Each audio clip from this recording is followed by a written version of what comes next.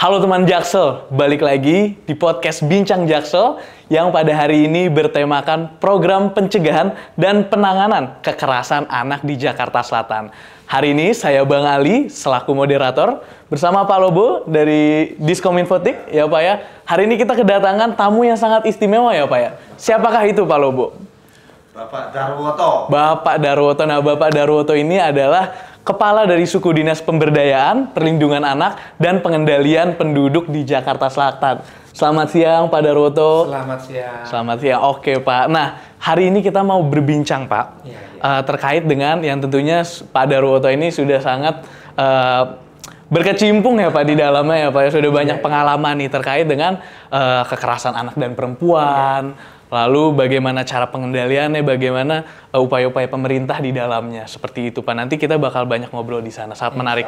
Nah mungkin sedikit background kepada teman Jaksel sekalian dan juga Pak Darwoto. Ini arahnya kemana, kita tuh pasti melihat ya Pak, fenomena sekarang nih Pak gitu. Dimana kekerasan anak dan perempuan ini semakin marak nih Pak akhir-akhir ini ya kan. Dimana media massa, media sosial ini ramai diberitakan sejumlah kasus yang banyak menyita perhatian masyarakat nih tentunya gitu. Dimana anak saat ini tuh nggak cuma jadi korban gitu ya Pak, seringnya kan jadi korban, tetapi malah menjadi pelaku gitu ya Pak dari kekerasan itu sendiri. Nah ini kan menjadi isu yang sangat krusial ya Pak dan harus kita bahas. Ini menjadi sangat menarik untuk dibahas. Oleh karena itu mungkin ya salah satu contoh konkretnya juga Pak, kasus bullying nih pasti Pak Darwoto juga sudah sangat aware ya gitu terkait dengan kasus bullying yang ada di salah satu SMA di Jakarta Selatan nih gitu, dimana baru juga naik nih di media saat-saat ini. Nah ini mengonfirmasi bahwa banyaknya kasus-kasus yang terjadi pada kekerasan anak dan perempuan di Jakarta Selatan. Kayak gitu sih Pak Darwoto. Nah gimana nih Pak, sedikit konteks terkait dengan apa sih Pak tren yang sedang terjadi nih di Jakarta Selatan terkait dengan kekerasan anak dan juga perempuan Pak di kota Jakarta Selatan. Iya, terima kasih. Berbicara tentang kekerasan anak dan perempuan memang suatu fenomena yang sangat menarik. Artinya begini, semakin disuarakan oleh masyarakat atau katakanlah terhadap peristiwa kekerasan dan anak, maka kemungkinan dugaan kami maka orang akan semakin berani melaporkan apabila ada kasus-kasus. Jadi keberhasilan dari kampanye kita untuk stop kekerasan terhadap perempuan dan anak salah satunya ukurannya seperti ini, karena fenomenanya menunjukkan tingkat kecenderungan orang untuk berani menyampaikan apabila di lingkungan sekitar terjadi kasus-kasus terhadap kekerasan perempuan dan anak. Itu yang pertama. Kemudian yang kedua, bahwa pengaruh teknologi komunikasi informasi memudahkan orang untuk berkomunikasi. Kecepatan menggunakan alat teknologi khususnya handphone ya, apapun yang terjadi saat itu juga orang bisa menyampaikan peristiwa itu.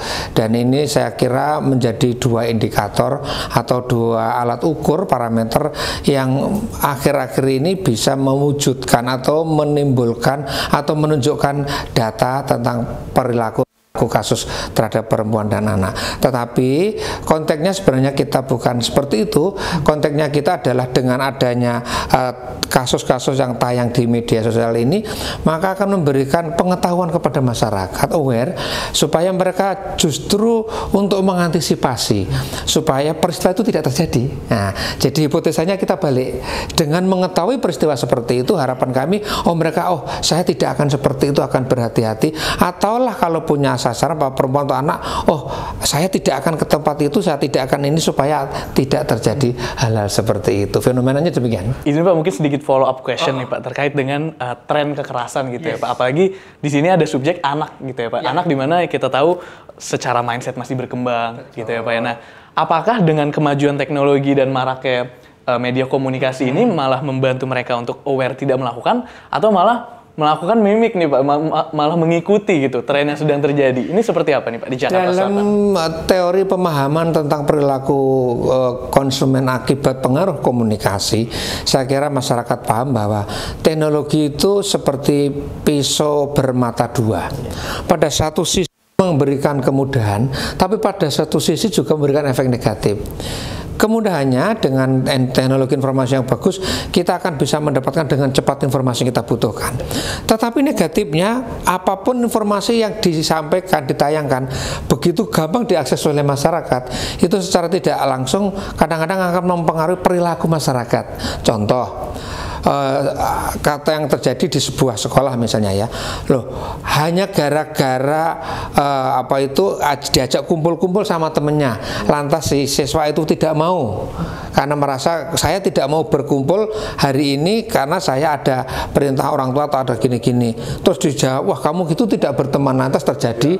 Nah, awalnya peristiwa itu kan biasa saja, tidak ada orang tahu, tetapi karena naiknya di dunia komunikasi, akhirnya di sekolah yang dulunya anak-anak nggak itu, ternyata itu kok bisa. Itu efek negatifnya, jangan-jangan itu malah bisa menjadi sesuatu yang tidak tahu jadi diketahui ya, efek negatifnya. Tidak baik ya? Tidak baik. Sistem pelaporan PPAPP menyiapkan, dari sistem penanganannya pun disiapkan gitu Pak. Jadi kami ini di bawah kendali dinas, kami ini kalau yang di suku dinas ini mempunyai tugas salah satunya adalah untuk menyuarakan, mengajak, mengkomunikasikan kepada masyarakat untuk mencegah terjadi kasus-kasus kekerasan. Tetapi kalau seandainya itu harus terjadi, maka kami juga bertugas memberikan pendampingan. Bersama saya hari ini nanti juga bisa kenalan, nanti walaupun tidak lewat media, ini adalah teman-teman yang sehari-hari saya tugaskan untuk menjadi pendamping masyarakat, baik dari aspek pendampingan hukum maupun dari aspek pendampingan psikologis. Nah, kalau sampai terjadi kasus ditangani, maka penanganan kasusnya kami serahkan kepada UPT kami, UPT Pusat Perlindungan Perempuan dan Anak. Nah, di sana akan mendapatkan layanan pendampingan baik psikis maupun psikologisnya ada dari sana. Gratis nggak tuh Pak? Gratis, insya Allah, dijamin oleh negara, gratis. Dan kami juga artinya pokoknya kebutuhan psikis dan psikologisnya kami jamin, termasuk rumah aman, rumah sebenarnya kita jaga. Jadi kan kadang-kadang kalau terjadi kasus seperti itu kan, wah ini tidak mungkin untuk dikembalikan ke rumah semula karena terjadi apa, maka bisa kami tampung dulu. Kami punya namanya rumah perlindungan sementara. Oh, semacam sewas gitu ya? Sewas. Dan kami jamin keselamatan, kerahasaannya, dan gratis insya Allah. Oh gratis ya? Gratis. Itu khusus warga DKI, berKTP DKI, atau karena di lingkungan kita ada juga tinggal di Jakarta tapi tidak berKTP Jakarta, seperti apa? Penanganan kasus itu kalau itu udah kasus itu SOP-nya kan ada dua, baik yang terjadi kasus di wilayah DKI maupun yang terjadi bagi masyarakat di DKI Jakarta. Tetapi seandainya itu terjadinya di wilayah DKI itu menimpa masyarakat tidak DKI, maka kami akan rujuk, kami lacak dari mana terdekatnya. Dan kami kan juga punya jaringan di antar provinsi dan antar kota ya. Oh ini dari warga ini, dari kami, dan kami bisa koordinasi pula dengan kementerian di PPPA untuk menyalurkan ini enaknya alurnya kemana. Tapi intinya insya Allah masyarakat tertangani oleh kami lah. Memiliki pos pengaduan dan maupun pos untuk bertegur pos apa itu ada kami tempatkan di RPtra. Tapi kalau pos pengaduan itu satu kecamatan baru satu. Pos pengaduan baru satu. Karena pos pengaduan itu satu pos pengaduan kami dampingi dua tenaga ahli kami. Satu tenaga ahli para legal aspek hukumnya, tenaga ahli psikologisnya. Mereka inilah yang ke bahasa kalau boleh meminjam apakah itu istilah dari mana, sebagai buru sergap kami. Begitu terjadi belialah yang akan datang ke lokasinya. Di pos pengaduan teman setiap hari. Setiap hari. Bahkan kalau seandainya kami tidak sanggup, backup kami dari PPAPP, dari UPT juga siap. Kami langsung ke lokasi. Busernya. Gimana Pak Darul tuh? Kalau pos itu adanya di masing-masing kecamatan, ada satu di RPtra. Di RPtra tertunjuk, nanti mungkin di tayangannya bisa kami sampaikan karena itu kan ada kecamatan di Kecamatan Daya. Kalau disampaikan lesan takutnya malah nanti informasi tidak jelas, nanti ada teksnya, di teksnya ya. Kita ambil contoh misalnya di Kecamatan Cilandak gitu ya, terjadi kekerasan di rumah tangga, lalu beliau datang ke RPtra mengadu gitu ya. Nah, maka pertolongan yang diberikan adalah pertolongan pengaduan paralegal, lalu psikologisnya juga ya. Sampai kemana nih? Antara dirujuk atau dituntaskan seperti apa nih Pak? Begini, kalau ada case, maka kami sebagai aparat negara ini, kami tidak boleh menangani secara langsung. Karena sudah ada petugas-petugas tenaga ahli kami. Beliaulah yang dalam tanda petik diberikan kewenangan atau kemampuan bersertifikasi untuk melakukan pendampingan. Maka kalau terjadi seperti itu, tugas kami hanya mengarahkan. Oh, kalau di Kecamatan Cilandak, Anda bisa menghubungi ini. Dan satu, umumnya ke kelurahan pasti ada jawabannya. Karena di kelurahan juga ada petugas kami namanya penyuluh keluarga berencana, siap akan mendampingi. Kalau teman-teman datang di RPTRA yang ada, insya Allah di situ teman-teman pengelola RPTRA kami juga akan sampai menyampaikan, oh ini nah, tapi kalau sampai seperti itu, telepon ke Sudin PAPP juga akan kami arahkan, atau telepon ke kecamatan. Kami di kecamatan juga ada namanya satuan pelaksana kami yang bertugas di kecamatan. Nah, kalau seperti itu terjadi, maka petugas pos pengaduan kami yang akan mendatangi. Setelah didatangi, mereka di asesmen dulu, diajak ngobrol. Nah, itu udah langkah-langkah penanganan, dan saya tidak berani komentar seperti itu, karena itu ladangnya teman-teman yang tenaga ahli. Warga ada kasus, apakah dia harus mendatangi RPTRA atau dia bisa menghubungi secara teknologi tadi? Bisa menghubungi. Ada nggak nomor layanannya segala macam? Kami punya hotline 112. 112. Ya, dari situ nanti bisa disambungkan ke PPA kami kemana-mana. Dari 112 itu langsung dihubungkan. Sana juga. Iya, betul. Ke 112 sampai kan ada ini berarti langsung dihubungkan. Biasanya kalau kasus langsung ke pos kami yang di PPPA atau ke Sudin kami. Belum lama ini saya juga menerima teman dari dari luar DKI Jakarta. Tetapi terjadi kasus itu ada di DKI di Jakarta, karena ada sebuah kunjungan bisnis gitu kan. Nah, beliau lapor ke unit 112 dan terhubung kepada saya. Akhirnya kita jemput. Oh, ini saudara ini dari ini. Oke, kita antar. Padahal itu bukan warga DKI. Tapi itu cepat informasi. Masyarakat juga bisa. Wah, nanti kalau aku datang, kemana begini ya.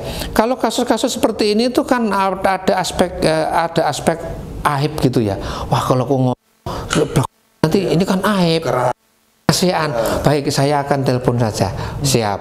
Nanti hotline service-nya juga ada, ke nomor-nomor telepon yang bisa dihubungi langsung ke PPPA kami juga ada. Ya. Jadi kerahasiaan pelapor dijamin ya? Bukan hanya dijamin, disumpah kami Pak. Disumpah ya? Disumpah untuk menjaga itu. Anak-anak, teman-teman saya, para pendamping ini kan bisa mendapatkan kami rekrut ini dengan kriteria yang sangat ketat. Jadi mereka ini seleksi bagi kami sangat ketat sekali, termasuk kemampuan untuk menjaga rahasia. Nah, tadi kita udah ngobrol juga terkait dengan penanganannya ya Pak untuk kekerasan. Nah, tapi ada lagi yang sebenarnya jauh lebih penting dan lebih diutamakan nih Pak, yaitu adalah tindakan pencegahannya, yaitu kampanye-kampanye yang dilakukan oleh Dinas PPAPP. Nah, ini seperti apa sih Pak, dan apakah kampanye-kampanyenya ini sudah efektif Pak dilakukan? Dan pasti tidak bisa satu Jakarta Selatan sekaligus kan Pak, pasti satu kelurahan dulu, satu kecamatan. Nah, mungkin ada sukses story yang pernah dilakukan Pak yang menekan tingkat kekerasan di daerah tersebut, boleh diceritakan Pak? Mungkin. Jadi memang sebenarnya tujuan utama kami justru mencegah supaya tidak terjadi tindak kekerasan. Oleh karena itu beberapa upaya pencegahan kami lakukan melalui berbagai pendekatan. Salah satunya kampanye massal. Kampanye massal itu kalau yang belum lama ini kita laksanakan, bahkan di kantor wali kota itu diantaranya adalah 16 hari kampanye anti kekerasan terhadap perempuan dan anak. Itu salah satu rangkaian. Kemudian kampanye-kampanye atau ajakan itu kami bersama dengan teman-teman dari dinas maupun dari kementerian terkait juga seperti pesan-pesan yang kalau kita dengarkan di jalur kereta api apabila terjadi pelecehan laporkan. Nah, itu aja ajuan kampanye seperti itu. Kemudian kita juga kampanye itu sifatnya massal ya. Kami beberapa bekerja sama dengan teman-teman dari kementerian juga sering kampanye di lokasi massal di sekitar daerah utama ring satunya DKI lah, dari Tamrin itu sering kampanye. Tahun ini tercatat ada 4 kali kampanye massal kita lakukan seperti itu, yang sifatnya massal dan itu masif itu. Kemudian yang sifatnya middle penanganannya di kelompok menengah, kami juga punya kelompok-kelompok kerjasama atau mitra-mitra organisasi seperti organisasi kewanitaan, organisasi massa. Mereka sering, bukan hanya sering, kami ajak untuk mengadakan pertemuan karena mereka bisa kami jadikan agensi untuk ikut menyuarakan ini. Ayo ajaklah, contoh di kelompok majelis taklim di pengajian, kami juga sering dengan teman-teman, saya nggak kurang etis kalau menyebut salah satu organisasi, tapi organisasi seperti itu pun kami di situ kami berikan materi, oh ini loh yang minimal disuarakan untuk mengajak menyuarakan supaya tidak terjadi kekerasan. Tetapi kalau sudah terjadi, langkahnya ke sini kami ini. Kemudian yang skop yang lebih kecil lagi, kami mempunyai ruang publik terpadu ramah anak RPTRA. Ya, kami mempunyai petugas, satu RPTRA itu ada 6 orang. Kami punya 62 RPTRA. Itu semuanya menjadi media untuk tempat masyarakat untuk bercerita atau untuk ngobrol. Begitu juga kami bisa menyuarakan lewat itu media ajakan untuk penanggulangan. Slogan-slogan yang kami sebarkan melalui media poster, leaflet, dan itu saya kira juga jumlahnya sudah cukup banyak, termasuk yang kami sebarkan di sekolah-sekolah. Bahkan saya ini hari kemarin baru terakhir saya bekerja sama dengan teman-teman dari pendidikan, kami kampanye mengajak pencegahan itu mulai dari PAUD sampai SLTA. Saya masuk ke sekolah-sekolah itu, pasukan atau jajaran saya kerahkan untuk terjun. Ya, memang belum bisa mencapai semuanya, tapi minimal semua level kami masuki. Jadi jalur sekolah pun kami masuki, dan di menjelang ini kan anak-anak juga mau liburan, insya Allah akan kami teruskan lagi. Nah itu pencegahannya memang sebenarnya kami lebih senang lah ya itu kalau lebih banyak, karena siapa sih yang mau terjadi kekerasan, kan pasti nggak seneng ya. Jadi mumpung belum terjadi, ayo kita cegah, dan mencegahnya dengan metode-metode seperti tadi itu. Jadi tim boosternya PPAPP ini juga merambah ke sekolah-sekolah. Merambah ke sekolah, SD, SMP, SMA, sampai PAUD, Bang. Sampai PAUD. Ya. Yang disosialisasi anak-anak PAUD. Anak PAUD dan ibunya tentu saja. Masing-masing kan punya metodologi. Kalau misalnya kalau PAUD ya dengan mendongeng, dengan cerita, dengan tayangan yang lucu-lucu. Nah, tapi kalau anak PAUD model seperti ini kan pasti nggak ketemu. Nah, tapi kalau anak SMA, saya sendiri juga sering turun ya dengan metode yang lain kita sampaikan. Di samping itu kami juga bekerja sama dengan berbagai perguruan tinggi yang ada di Jakarta Selatan.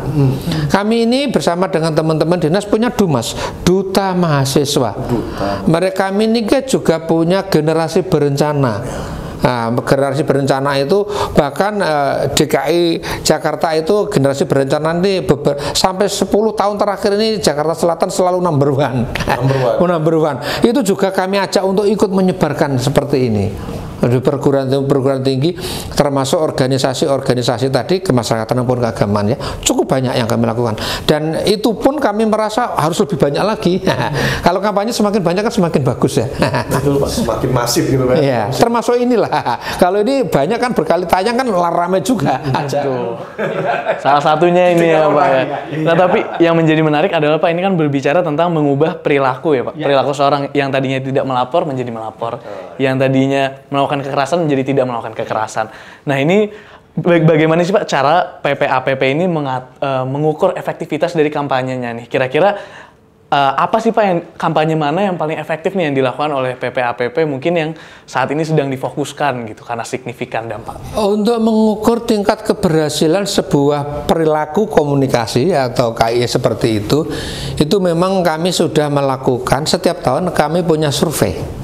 Survei untuk mengukur indeks pengalaman hidup perempuan dan anak itu dikelola oleh teman-teman dari dinas, dan alhamdulillah survei 2024 ini kecenderungannya menurun hasilnya indeksnya. Artinya berarti perilaku kekerasan terhadap perempuan dan anak itu menunjukkan tingkat turun secara DKI. Nah, kemudian dari berbagai metode yang kami lakukan tadi yang lebih efektif yang paling mana, saya kira itu harus kita lihat segmennya dulu. Kalau untuk anak segmen sekolah berarti metode yang paling tepat. Karena kampanye kita harus kita korelasikan dengan segmen yang akan kita tuju, Dik. Tidak boleh mengatakan, saya mengatakan, oh kampanye pakai poster paling efektif, tidak bisa. Karena kalau poster itu kami bawa ke anak-anak remaja SD SMP mungkin nggak ketemu. Atau mungkin kalau kampanye massal, mungkin lewat jalur moda transportasi mungkin lebih baik karena jangkauan massa. Kami itu di terminal juga ada, di halte-halte kami ajak namanya pos apa itu. Kami juga punya pos apa juga untuk mengajak mereka kalau apabila ada perilaku itu silahkan mengadu itu. Kami juga punya. Nah, jadi mana yang paling baik adalah sesuai dengan segmen sasaran dari komunikasi yang akan kita lakukan ya, itu. Oke, menarik Pak. Oke, baik Pak, mungkin kita mau lanjut nih Pak. Kita mau melihat, karena tadi udah lumayan menjelaskan dari sisi PPAPP, kita mau sedikit merambah dan mengerti cara pikir anak dan perempuan dan maupun korban maupun pelaku ya Pak ya. Nah ini dari sisi audiens gitu ya Pak, dari sisi orang masyarakat yang kita layani, mereka pasti sebenarnya ingin melapor, gitu. Ingin melapor, akan tapi mungkin takut, psikisnya sudah kena, tidak mengerti nanti jalur hukumnya seperti apa, nah gitu. Mungkin pertanyaannya untuk Pak Darwoto, kenapa gitu ya, kenapa untuk teman Jaksel juga gitu, kenapa korban kekerasan itu harus melapor gitu, dan bagaimana Sudin PPAPP ini bisa menjamin bahwa korban bisa merasa aman dan didukung selama prosesnya. Mungkin Pak bisa disampaikan. Bahwa perilaku atau kasus kekerasan terhadap perempuan dan anak itu seperti simalakama ya, dilaporkan. Gimana tidak dilaporkan, bagaimana? Negara wajib untuk melindungi masyarakat. Karena salah satu konstitusi kita kan melindungi segenap, nah itu kami ada di situ. Sehingga apapun yang terjadi dengan masyarakat di Jaksel khususnya ini, maka kami wajib untuk melindunginya. Nah, kalau saya perkecil diskusinya ini kepada tema terhadap kasus kekerasan, maka Anda tidak usah takut, karena kami negara siap untuk melindungi Anda. Tepat seperti yang saya katakan tadi, dari aspek psikis maupun psikologis kami siap untuk melindungi dan tidak bayar.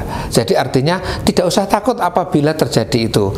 Tetapi pesan saya sebaiknya juga tidak usah terjadi ya, karena itu sesuatu yang tidak baik ya. Lebih baik tidak terjadi, itu lebih menyenangkan. Artinya kalau teman-teman mendengarkan podcast ini, oh dengan gitu saya akan lebih hati-hati supaya tidak terjadi kekerasan. Lah yo gimana wong seandainya ada itu kan paling tidak ada beban moral, belum kanan kiri, ada apa sih ribetnya kayak gitu, seperti itu. Kasihan juga ya.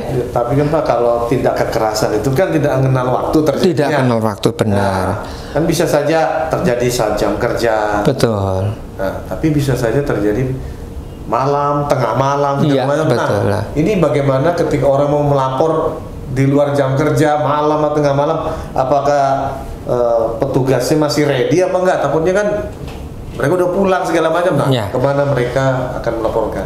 Kami bertugas 24 jam. 24 jam.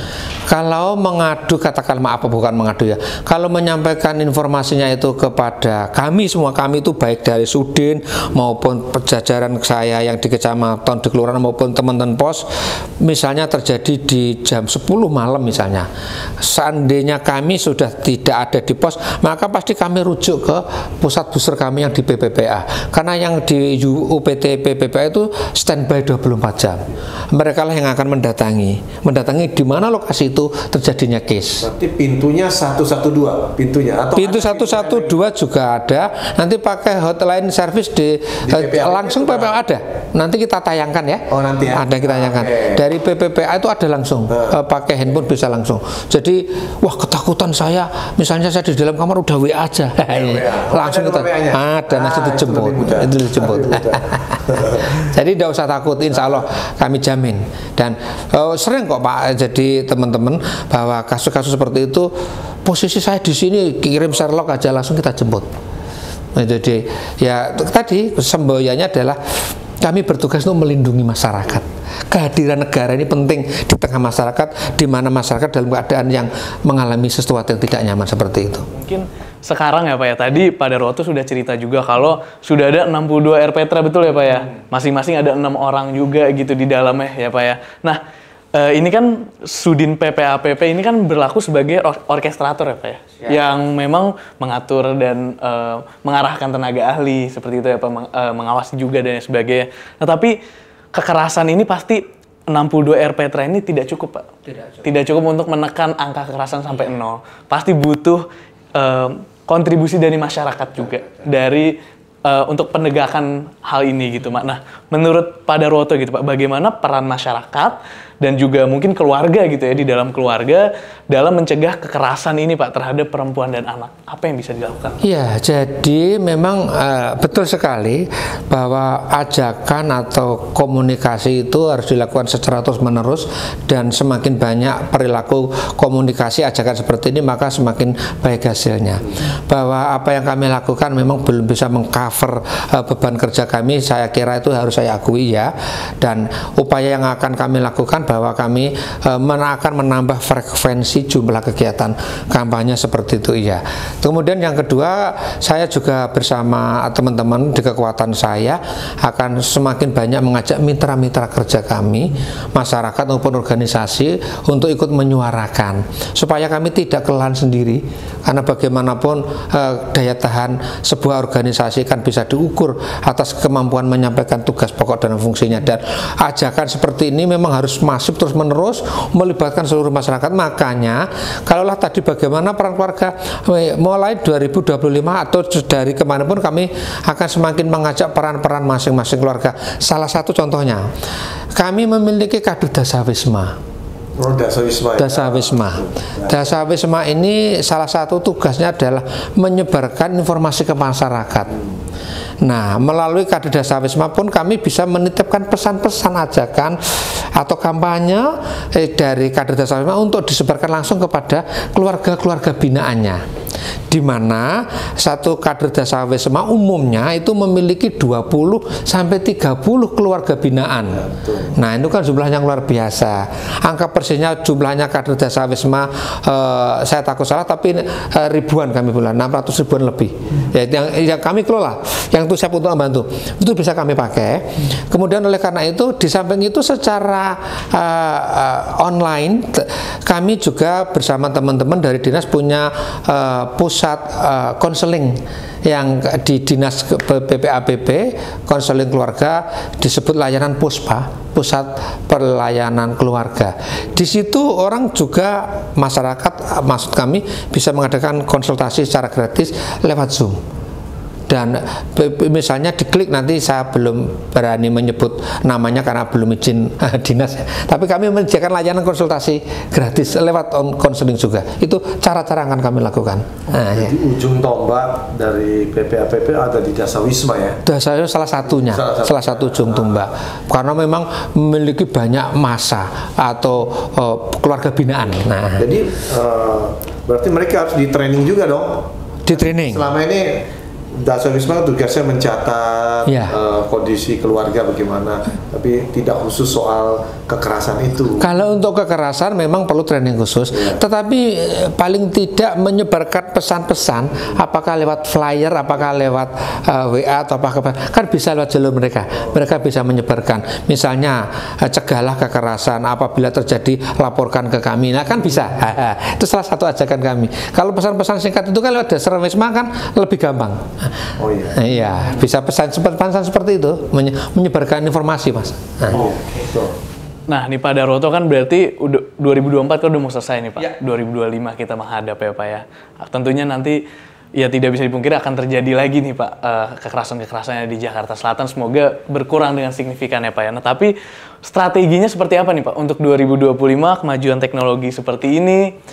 Apakah dari Sudin PPAPP ini akan mengarahkan ke masif di online, ataukah nanti lebih ke program-program yang kecil tapi berdampak secara signifikan atau gimana nih Pak? Semuanya akan berjalan secara paralel, semuanya akan kami sasar karena memang masing-masing mempunyai segmen sasaran yang berbeda. Tetapi kalau boleh kalaulah seandainya disebut ranking gitu ya kemungkinan, maka di 2025 saya selaku penanggung jawab di Jakarta Selatan, tentu saja seizin pimpinan kami dari dinas, kami akan lebih banyak menyasar untuk anak-anak atau remaja, khususnya untuk pencegahan di segmen itu, untuk anak sekolah dan pokoknya level anak-anak itu akan kami lebih banyak ke situ. Nanti tidak mengurangi artinya untuk yang dewasa juga ya, tapi karena fenomena-fenomena yang terjadi saat ini itu ya. fenomena kecenderungannya kok demikian, maka insya Allah 2025 saya dan pasukan atau jajaran saya akan lebih banyak masuk di segmen itu dengan tentu saja berbagai pilihan metode yang bisa kami lakukan. Kita dengar kalau nanti yang di RPetra pun akan ditambah, di semua RPetra akan ada pos pengaduan, betul nggak? Arahnya ke sana, tetapi karena untuk menambah semuanya itu ada konsekuensi atau variabel-variabel lainnya yang harus diukur. Contohnya, satu pos pengaduan itu harus didukung minimal oleh 2 orang tenaga ahli. Kalau di 2 orang tenaga ahli berarti kami harus merekrut 2 orang lagi, dan kalau merekrut tenaga ahli konsekuensinya kan ada salary dan take home pay-nya harus kita pikir. Itu kewenangannya banyak rangkaiannya dengan teman-teman dari Bapeda, dan insya Allah 2025 kami rencanakan atas kesepakatan dengan teman-teman dari dinas mungkin maaf ya, jadi setiap kecamatan insya Allah akan ada 1 dulu Pak. Kalau semua RPetra kondisinya belum memungkinkan. Cuman kan tapi kalau hanya untuk pos apa, oke, RPetra sudah ada. Setiap kecamatan kan pasti punya tingkat kepadatan penduduk yang berbeda-beda ya. Iya. Setiap Budi beda dengan Jagakarsa, dengan segala macam. Apa dimungkinkan misalnya yang padat penduduk itu bisa lebih banyak. Sekarang kan satu merata tuh. Misalnya secara proporsional, yang pada penduduknya 2, yang masih longgar-longgar 1 gitu. Kalau untuk RPetra itu ada peraturan gubernurnya yang mengatur syarat-syarat dapat didirikan RPetra. Itu yang kita harus patuh kepada aturan itu. Jadi masalah kepadatan dan tidak itu merupakan variabel ketiga. Variabel yang utama adalah lahannya ada atau tidak, itu yang paling pokok. Sebenarnya kalau dilihat dari tingkat frekuensi kepadatan warga ya memang mestinya di daerah yang padat akan banyak, tapi justru di daerah yang padat enggak ada lahan yang kosong untuk dibangun RPetra. Nah, oleh karena itu kami tidak hanya terfokus kepada jalur RPetra, jalur-jalur institusi seperti kader-kader kami termasuk kader Dasawisma itulah yang lebih efektif kita pakai untuk jalur-jalur seperti itu Pak. Walaupun tidak ada RPetra kan kader Dasawisma kan ada di mana-mana, itu bisa lebih kita pakai. Begitu caranya. Jadi RPetra hanya salah satu yang ada yang bisa kita gunakan, tapi metode yang lain, saluran yang lain masih banyak yang bisa kita pakai. Belum lama ini saya dengan teman-teman dari legislatif ikut di forum beliau yang mengunjung kegiatan itu ya, saya ikut. Nah di situ saya juga menyuarakan kajian-kajian dengan teman-teman itu banyak banget untuk ikut langsung ke masyarakat. Kadang-kadang ya sampai malam juga dari teman-teman dari tempat lain itu ikut ini. Ya, apakah ada kerjasama dengan perguruan tinggi atau bahkan sekolah-sekolah dalam kampanye Bapak itu kan kalau Bapak aja PPAPP hanya sendiri berjalan pasti kurang efektif. Kalau semua secara masif terlibat pasti mungkin hasilnya lebih bagus gitu. Apa ada rencana ke depan seperti itu? Apalagi ini ya Pak ya, terkait dengan ranking tadi 2025, arahnya kan akan ke remaja nih dan anak-anak. Tentunya sekolah dan perguruan tinggi sesuai yang Pak Lobo tadi bilang menjadi sangat penting nih Pak. Seperti apa nih Pak? Ya, jadi tidak berarti mengatakan sekolah itu tinggi, tidak ya. Tetapi memang kami di 2025 insya Allah kami akan banyak menyasar di jalur lewat media sekolahan lah artinya. Maaf, tidak diartikan berarti di sekolah banyak terjadi kekerasan, bukan. Tapi artinya 2025 saya dan teman-teman akan banyak masuk melakukan kampanye lewat jalur sekolah. Itu sekali lagi tidak berarti di sekolah itu banyak, enggak, itu enggak boleh mengatakan seperti itu karena datanya tidak ada. Tetapi 2025 kami akan masuk ke segmen itu, termasuk juga segmen-segmen yang lain apakah lewat jalur. Jadi gini, kalau sekolah itu kan lebih gampang ukurannya, tempatnya ada, jamnya ada, peserta ada, tinggal saya berkomunikasi dengan penanggung jawab kapan saya diberikan waktu, saya dan teman-teman untuk bisa mengkampanyekan lewat itu. Tetapi yang jalur-jalur masyarakat umum seperti melalui kader Dasa Wisma tadi juga tidak akan ketinggalan ke masyarakat langsung. Tetapi kalau boleh saya ulangi, insya Allah 2025 menyasar di jalur sekolah akan lebih kami utamakan. Oke, mungkin tadi kita udah lumayan banyak berbincang ya Pak. Mungkin terakhir nih, untuk para teman Jaksel yang sedang menonton nih Pak, Bapak Darwoto, apa yang ingin disampaikan Pak mungkin sebagai Kepala Suku Dinas PPAPP juga? Iya, teman Jaksel, bahwa mari kita menjalani hidup bergaul itu sesuai dengan norma-norma yang ada. Bahwa perilaku kekerasan itu pasti sesuatu yang tidak disenangi oleh semua orang. Maka hindarilah perilaku seperti itu. Cegahlah diri Anda sendiri supaya Anda tidak melakukan kekerasan, tetapi juga cegahlah diri Anda supaya Anda juga tidak diperlakukan kekerasan oleh orang lain. Sebenarnya singkatnya demikian. Tapi kalau itu terjadi gimana? Saya siap melindungi Anda. Kami bisa membantu Anda. Sudin PPAPP dan jajarannya siap menemani Anda. Siap. Jangan lupa di call center 112 ya. Iya. Oke. Baik, kalau begitu terima kasih banyak Pak Darwoto atas waktunya Pak. Semoga menjadi insight ya dan pengetahuan juga bagi teman Jaksel, bagi saya, bagi Pak Lobo dan bagi semua yang hadir di sini. Seperti itu. Terima kasih banyak teman Jaksel sudah menonton. Sampai jumpa lagi di podcast Bincang Jaksel selanjutnya. Terima kasih.